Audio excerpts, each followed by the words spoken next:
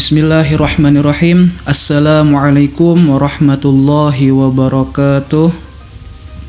Alhamdulillahi wa kafa wa salatuhu wa salamuhu ta'ala ala nabiyihil mustafa wa ala alihi wa ashabihi ahli sidqi wa ahli wafa wa ba'du.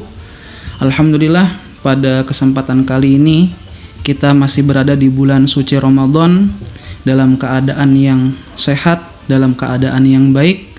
Mudah-mudahan kita semua bisa melalui bulan suci Ramadan ini dalam keadaan yang baik, bisa melalui semua ibadah dengan baik. Amin ya rabbal alamin. Alhamdulillah, pada kesempatan kali ini di sini ulun diminta untuk menyampaikan dengan tema menjaga lisan, terutama dari ghibah pada saat berpuasa, khususnya di bulan suci Ramadan. Adapun untuk penjelasannya, di sini ulun mengutip atau mengambil dari penjelasan Imam Al-Ghazali yang tertuang pada kitab Ihya Ulumuddin.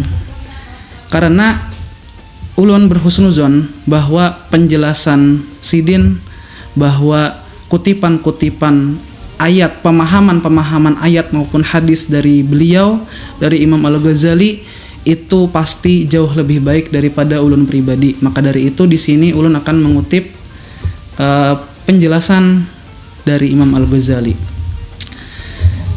Dalam kitab Ihya, Imam Ghazali ada menulis tentang asrarus saum atau rahasia-rahasia, sir-sir dari puasa itu sendiri. Al-faslu tsani fi asraris saum wa syurutihi al-batinati. I'lam, ketahuilah, anna sauma salasu darajatin. Sesungguhnya puasa itu, kata beliau, ada 3 derajat.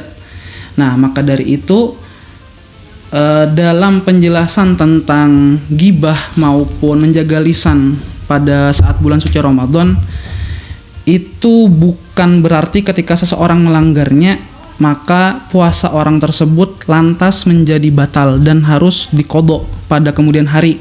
Bukan seperti itu. Akan tetapi ini berfokus pada konteks akhlak, khususnya pada kitab ini pada ranah tasawuf, yaitu pada keafdolan, keutamaan daripada kesempurnaan puasa tersebut.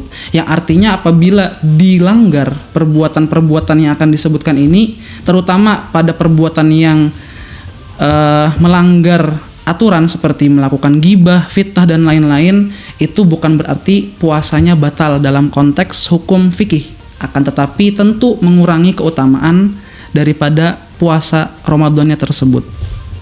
Maka dari itu di awal bab ini Imam Ghazali mengatakan bahwasanya puasa itu ada 3 derajat atau ada 3 tingkatan di dalamnya. Al-awwal, yang pertama, shaumul umumi, yaitu puasa bagi orang-orang yang umum, orang-orang awam, mayoritas umat muslim. Nah, fahuwa, yaitu adalah kaful batni wal farji an qadha'i syahwati, yaitu puasanya orang yang umum, orang yang awam adalah menahan batni, perut, wal farji, dan kemaluan, an qadha'i syahwati, dari menunaikan syahwat keduanya. Nah, yang ini adalah batas minimal, yang artinya apabila derajat pertama ini dilanggar aturannya, maka batal puasanya. Dan tentu orang tersebut wajib melakukan qadha di kemudian hari.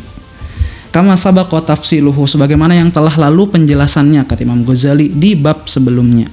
Nah, kemudian masuk pada penjelasan tingkatan yang kedua. Wa amma saumul khususi, dan adapun saumul khusus, puasa bagi orang-orang yang khusus. Fahuwa, yaitu adalah kafus sam'i wal basori, yaitu menahan pendengaran kita, wal basori, dan penglihatan kita, wal lisani, dan lisan ucapan kita, wal yadi, dan tangan kita, wal rijli, dan kaki kita, wasairil jawarihi, dan seluruh anggota tubuh kita, anil athami, daripada perbuatan dosa. Nah, tema ini masuk pada tingkatan yang kedua ini. Yang ketiga, tingkatan yang terakhir atau yang paling tinggi, wa amma saumu khususil khususi.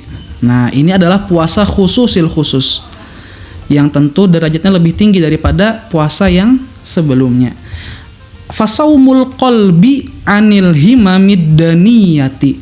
Yang ditahan oleh tingkatan ketiga ini adalah puasanya hati anil himamid daniyati, dari seluruh keinginan-keinginan yang sifatnya hina, wal afkarid dunyawiyati, dan seluruh pemikiran keinginan tentang urusan duniawiyah. Waqafuhu amma siwallahi azza wa jalla bil kulliyati, dan menahan diri untuk lupa daripada selain Allah azza wa jalla bil kulliyati, secara total, keseluruhan. Nah, itu adalah tingkatan-tingkatannya. Akan tetapi kita akan berfokus pada tingkatan yang kedua tadi, yaitu saumul khusus, yang berkaitan dengan tema pada hari ini. Khosyi'in wal khosyi'at rahimakumullah. Kita masuk pada pembahasan saumul khusus. Di sini Imam Ghazali menyatakan dengan tegas, wa amma saumul khususi wa huwa saumus sholihin, kata beliau. Adapun puasa khusus yang kedua, tingkatan yang kedua tadi, itu adalah puasa bagi as-sholihin, bagi orang-orang yang sholih, satu tingkat di atas daripada orang-orang yang umum atau yang awam tadi. Nah, maka dari itu, dengan tema ini, apabila kita bisa mengamalkannya dengan baik, insya Allah itu sekaligus menjadi momentum kita untuk upgrade diri di Ramadan tahun ini. Yang sebelumnya misalnya kita hanya berpuasa pada tingkatan umum dengan hanya menahan nafsu kemaluan maupun nafsu perut, maka di momentum Ramadan kali ini kita coba kita upgrade levelnya kepada puasa orang-orang solihin. Beginilah puasa para orang-orang solihin, orang-orang alim, orang-orang solih. Nah, watamamuhu bisittati umurin, dan sempurnanya puasa khusus ini ada 6 perkara. Akan tetapi di sini saya hanya mengambil beberapa poin saja.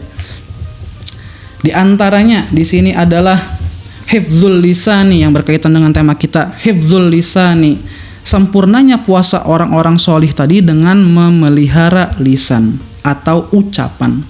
Apa yang dipelihara? Anil hadhiyani, daripada ucapan yang meracau, ucapan yang tidak berfaedah, tidak ada maknanya. Wal kadhibi, dan ucapan yang dusta, kebohongan. Wal ghibati, dan menggibah orang lain. Bahkan nanti di akhir paragraf dari kitab ini, Imam Ghazali ada mengutip satu hadis tentang mudarat atau bahaya bagi orang yang berpuasa namun aktivitas gibahnya tetap berjalan. Dan ini terjadi pada zaman Rasulullah, disaksikan para sahabat. Nanti di akhir kita akan ketemu dengan cerita itu. Kemudian selain gibah apalagi? Wan namimati, dan mengadu domba orang, memfitnah orang. Kemudian wal fuhshi, dan berkata yang kotor atau ucapan-ucapan yang keji, ucapan-ucapan yang jorok juga termasuk. Kalau kita berhasil menahan diri, kita termasuk orang yang hifdzul lisan, orang yang berhasil memelihara atau menjaga lisan kita selama Ramadan. Wal jufai, dan ucapan-ucapan yang mengandung ujaran kebencian. Maka dari itu, ketika bersosial media di bulan suci Ramadan perlu ada self control kita, karena ini sangat rentan untuk dilanggar poin-poin tersebut. Kemudian wal khusumati, dan menjaga lisan dari ucapan-ucapan yang khusumah, ucapan yang berpotensi menyebabkan perpecahan atau permusuhan antar orang. Wal murai, dan yang terakhir adalah ucapan yang mengandung tipuan. Maka dari itu kata Imam Ghazali, wa ilzamuhu as-sukutu, maka dari itu seharusnya orang yang berpuasa itu memperbanyak berdiam diri. Kalau tidak bisa berucap, bertutur yang baik, maka lebih baik diam daripada puasanya rusak. Bukan batal, tapi rusak gara-gara ucapan yang kotor, ucapan yang bohong dan lain-lain sebagainya.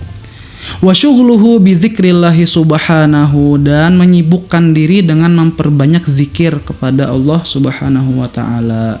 Wa tilawatul Qur'ani fahadza shaumul lisani, dan perbanyak membaca Al-Qur'an, terutama di bulan suci Ramadan. Ketika kita mengakomodasikan waktu kita untuk zikir, untuk membaca Qur'an, maka di waktu itu kita akan selamat dari namimah, dari gibah, dari dusta, dari yang lain-lain tadi itu. Nah, itu solusi yang diberikan oleh Imam Ghazali. Kemudian wajah fil khabar, dan ada satu cerita tentang orang yang berpuasa akan tetapi dia gemar bergibah pada saat bulan puasa, dan ini terjadi pada zaman Rasulullah. Nah, annam ra'ataini, sesungguhnya ada dua orang perempuan, somata ala ahdi Rasulillahi sallallahu alaihi wasallam. Dua orang perempuan tadi berpuasa, mereka bukannya orang yang istilahnya tidak berpuasa. Dua orang ini berpuasa, dua orang perempuan ini di zaman Rasulullah.